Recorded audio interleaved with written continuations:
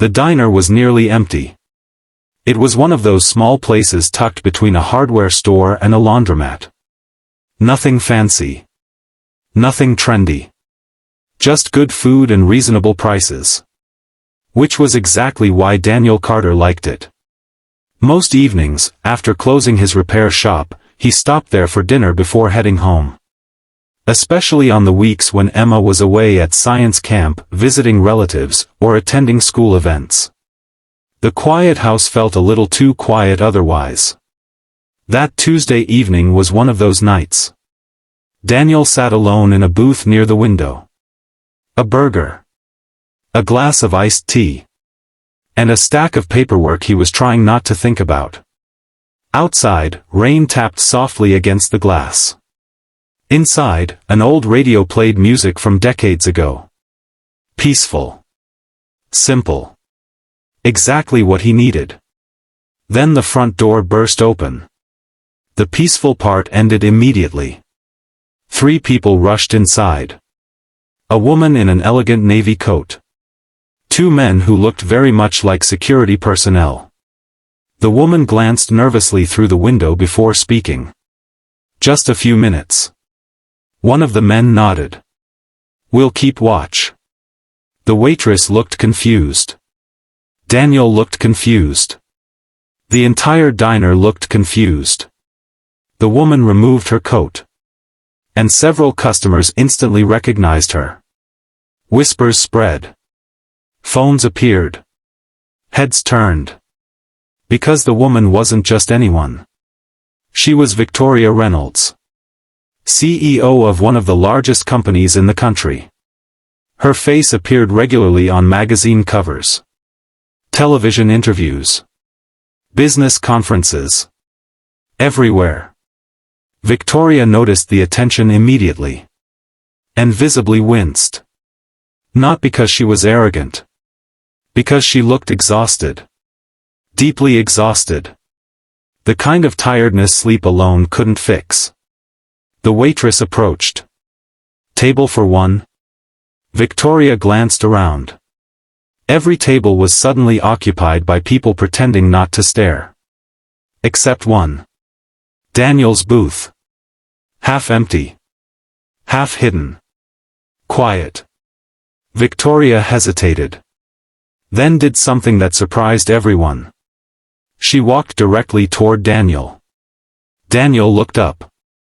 Victoria offered a small, apologetic smile. Then asked. Can we sit here for a while?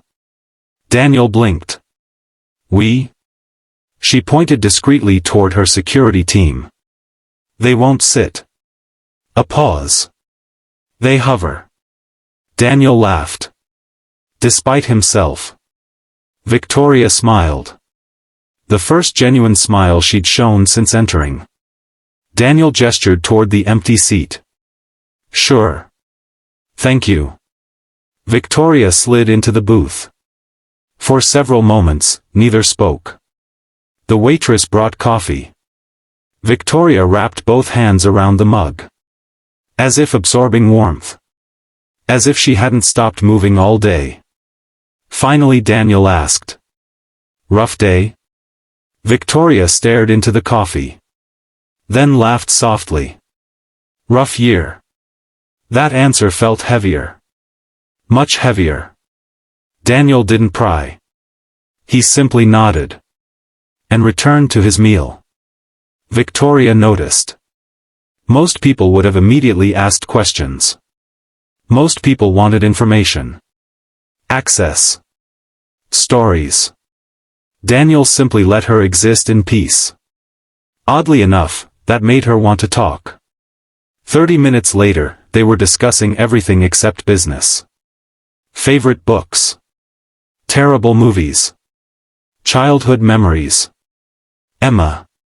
Victoria listened closely whenever Daniel mentioned his daughter. There was something in her expression. Something thoughtful. Almost wistful. Then her phone rang. She glanced at the screen. The smile disappeared instantly. Daniel noticed. Not the call. The reaction. Victoria declined it. 30 seconds later, it rang again. She declined it again. Then again. And again. By the fifth call, even Daniel was curious. Persistent. Victoria sighed. That's one word for it. She silenced the phone. The relief on her face lasted less than a minute. Because suddenly the diner door opened again. And 3 more people entered. Expensive suits. Urgent expressions. Corporate energy. The lead executive spotted Victoria immediately. Then hurried over. "Ma'am, we've been looking everywhere." Victoria closed her eyes. As if silently asking the universe for patience. The executive continued. "The board meeting starts in 45 minutes. Victoria didn't move. Didn't stand. Didn't respond. For several seconds. Then she quietly asked. "Did anyone solve the problem?" The executive hesitated. "No." Victoria nodded. As though she'd expected that answer. Then she looked out the rain-covered window. Not at the executive. Not at her phone. Not at the waiting security team. Just the rain. Daniel suddenly had the strange feeling that this wasn't about a board meeting. Or a business crisis. It was something else. Something personal. Something much bigger. Then Victoria spoke. So softly only Daniel could hear it. "I'm not sure I can keep doing this." Daniel looked at her. The exhausted CEO. The powerful executive. The woman everyone admired. And for the first time, she didn't look powerful at all. She looked trapped. Then the executive accidentally revealed something. A single sentence. One sentence that made the entire situation suddenly make sense. "Your father wouldn't want you to walk away now." Victoria froze. The color drained from her face. And Daniel realized the company wasn't the real problem.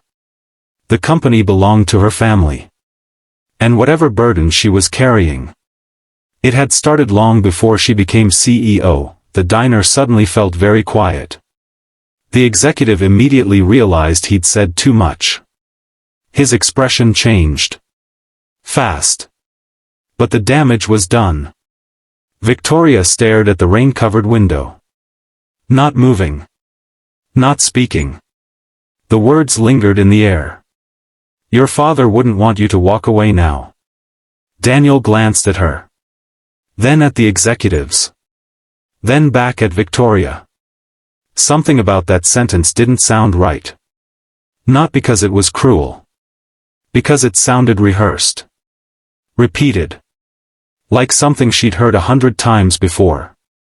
The lead executive cleared his throat. "Ma'am, we really need to leave." Victoria slowly stood. Then paused.